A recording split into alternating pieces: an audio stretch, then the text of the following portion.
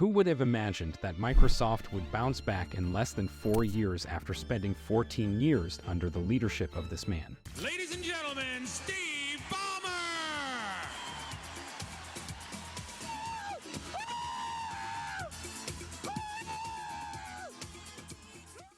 14 years, some described them as years of missed opportunities for Microsoft. Years in which Microsoft missed many technological leaps that could have positioned it as a frontrunner, which was because the management mindset during that time was so rigid that by 2014, everyone believed that Microsoft had plunged into the depths of failure and would never recover. This was the perspective of some individuals that Microsoft was considering bringing on board to rescue it from this abyss. Therefore, Microsoft was left with no choice but to look for someone from within to lead the company. They searched for someone from among the 182,000 employees who worked there, in the hope that this person would be able to do something and change the inevitable outcome. And indeed, contrary to expectations, in the end they chose someone who had been working in silence for 20 years in one of Microsoft's departments. The management was optimistic about this man, and they believed that he could do something, and that the company's revival could be through him. This man was Satya Nadella, who managed to shift the company's culture and direction by 180 degrees in just 4 years.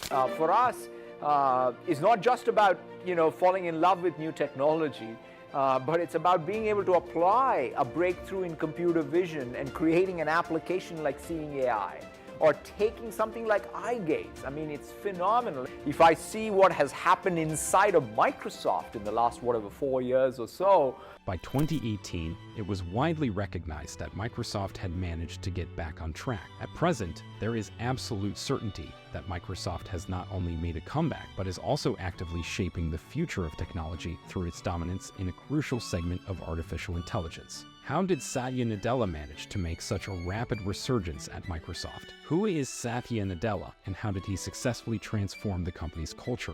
All of this will be revealed in today's episode. Let's begin today's episode with the question: who is Satya Nadella? Satya Nadella is an Indian engineer born in 1967 in the city of Hyderabad, India. As a young child, his highest ambition was to become a professional cricket player. However, he eventually pursued electrical engineering in India and later traveled to the United States to study computer science. After completing his studies in the early 1990s, he joined Microsoft in 1992 and worked as the Vice President of Research and Development in the Internet Services Division. His role involved developing key products for the company. Over time, Satya Nadella rapidly advanced within Microsoft, eventually becoming the head of the Server and Tools Division in 2011.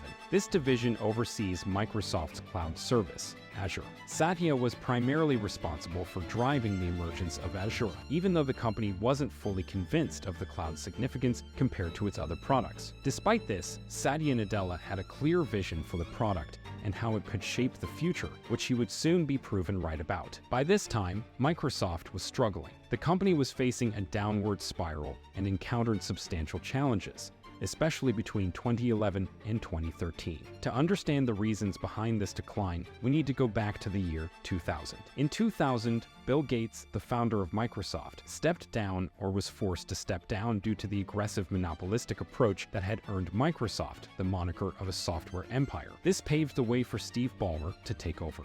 Ballmer, one of Microsoft's earliest employees, wasn't a technology expert but excelled in sales with a unique approach. While he occasionally achieved success, it wasn't consistent. Throughout his tenure, Ballmer largely followed Gates' approach, which was characterized by battles, conflicts, attempts at monopolization, and aggressive expansion. He was adamant that Microsoft's primary goal should be maintaining Windows dominance over other operating systems, and any product the company develops should serve to enhance Windows hegemony. One of these attempts to secure Windows dominance involved expanding it into the mobile realm, resulting in Windows Mobile and Windows Phone. Unfortunately, Microsoft started losing the mobile battle to Apple's iOS and Google's Android. Following this, Ballmer spent a whopping $7 billion to acquire Nokia's struggling mobile business, hoping to eliminate the dominance of Apple and Google in the mobile operating system space. He believed that controlling both the operating system and manufacturing would ensure success. However, all these efforts ultimately failed. As a result of these failures, Microsoft found itself sinking deeper into the quagmire, losing its most vital asset at the time, innovation. The focus on research and development and the introduction of new products were diminishing rapidly. According to insiders, the relationship between Ballmer and Bill Gates became strained, and Ballmer's relationship with the entire board of directors deteriorated. During Ballmer's 14-year leadership, Microsoft's stock price hardly budged, in stark contrast to the rising stock prices of competing companies. It's worth noting that when he took over, Microsoft was the world's most valuable company. Yet, over his tenure, Microsoft lost nearly half of its value. With mounting pressure from the board of directors, Ballmer was urged to resign in January 2013, leaving them a year to find a new CEO. Indeed, in 2014, Satya Nadella assumed the leadership role. Interestingly, as soon as news of Ballmer's retirement from the CEO position broke, Microsoft's stock price surged by 7%. Investors were ecstatic about his departure and the prospect of new leadership, despite the fact that Nadella's successor was just an employee within the company, relatively unknown and uncertain about his potential impact on the company's future. The prevailing sentiment was that anyone replacing Ballmer could only be an improvement. So, why was Satya Nadella chosen, and why weren't prominent candidates or well-known figures from outside the company selected to rescue Microsoft? Despite the availability of prominent figures like Steve Ballmer, the former CEO of Nokia, and Alan Mulally, the man who successfully led Ford and returned it to prominence, along with numerous other names, the reality was that Steve Ballmer had made significant structural changes during his tenure. These changes had left the company's management complex and challenging for an outsider to take over. This presented a substantial challenge for anyone coming from outside the company. No one was enthusiastic about leading Microsoft in its current state. The company was grappling in a fiercely competitive tech landscape against giants like Apple, Google, and Amazon. The struggle among these technology giants was intense and intimidating. Consequently, many notable figures turned down the CEO position. This sentiment was confirmed by Microsoft's board chairman at the time, John Wendell Thompson. Well, Sunday was a really, really big day in Seattle. And it didn't have anything to do with the Seahawks. Hence, the board of directors had no choice but to select someone from within the company. This is where Satya Nadella emerged, who had achieved success within the company, particularly with the Azure project, the cloud and server project that Microsoft initially considered a secondary endeavor. However, Nadella didn't view the cloud project as a passing phase. He saw it as the key to Microsoft's revival. He decided to reshape the entire company, making everything revolve around Azure and the cloud. But before doing that, a significant change in the company's culture was necessary. Steve Ballmer's management approach had to change entirely. Imagine a management style characterized by shouting and berating employees, even to the point of reportedly throwing chairs. Such an environment hindered the growth of new ideas within the company. Nadella, on the other hand, began to approach employees, listen to them, inspire them, and instill enthusiasm for their work. He encouraged a culture where employees were given second chances if they made mistakes. He also empowered his deputies to make decisions more independently. The formula was simple: respect and humility, calmness and focus, and instilling enthusiasm among the employees. Nadella quickly started implementing this at the beginning of his tenure. After transforming the company's culture and aligning the employees' mindset, Nadella's second step was to put an end to old conflicts and unnecessary rivalries. In his debut appearance, he announced that Microsoft's Office products would be available on both iOS and Android platforms. It's worth noting that this move was previously considered unthinkable under Ballmer's leadership. In the subsequent year, Nadella appeared at a Microsoft conference. So I want to first start off on this iPhone, and it's not my phone, but it is an iPhone. Using an iPhone on stage, signaling the end of Microsoft's focus on Windows Phone and Nokia. This was an open acknowledgement of the previous failures, including the $7 billion investment in Nokia. Additionally, Nadella initiated partnerships with competitors like Dropbox, Red Hat, Salesforce, and even Amazon.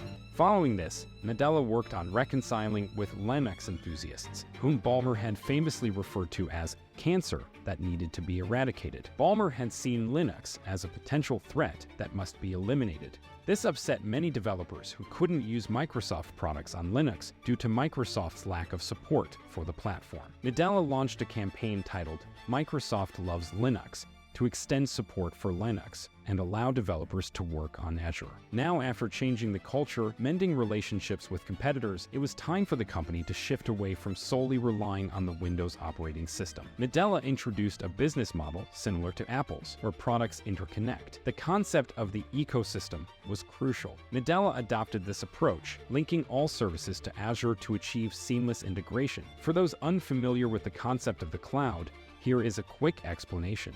Imagine that most of us purchase space on a cloud storage service to upload photos or files. These files are then accessible from anywhere in the world. Now for a company, the options are either setting up an expensive and complex internal server or utilizing the services of larger companies like Amazon, Microsoft, or others that provide data centers and servers. Nadella's strategy was to encourage companies to adopt cloud services, which were becoming a trend. This shift was advantageous in terms of cost and efficiency.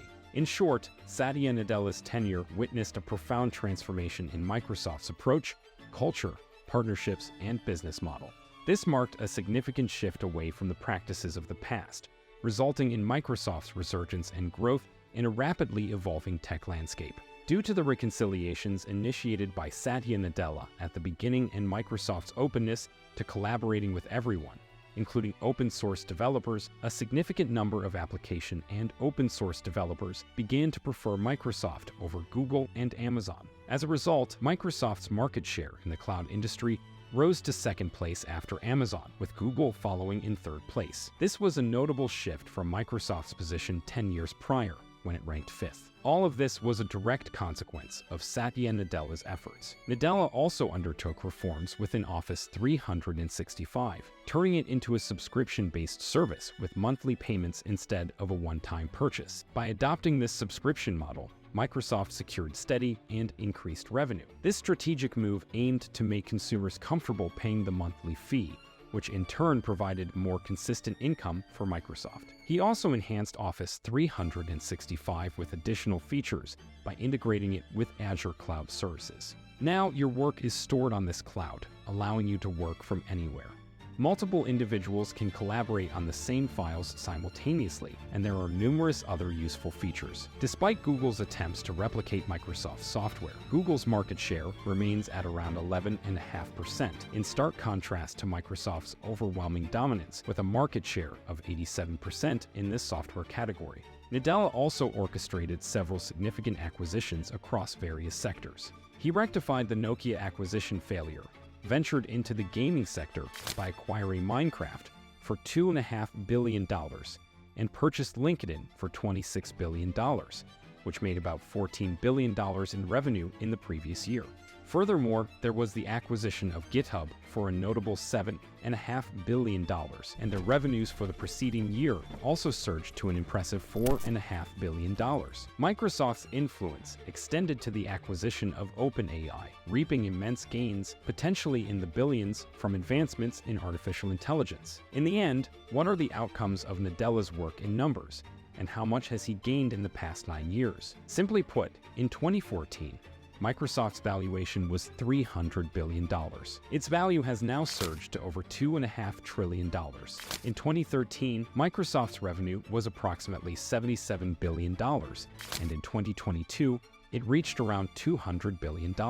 As you can see, this is the journey of Microsoft over the past 9 years. In conclusion, an essential lesson we can derive from Satya Nadella's story is that a company's work culture is paramount in business. The idea of shouting, berating, pressuring employees, setting unrealistic goals, or disrespecting them ultimately corrodes an organization from within. We also learn that a manager should establish connections between various company departments, creating a synergy where each section's success influences the others. Just as Nadella did by making the success of Azure impact the Office suite and other divisions of the company, this mutual benefit among departments can drive overall success. And that concludes today's episode. If you enjoyed it, click the like button, subscribe to the channel, and share this video with your friends.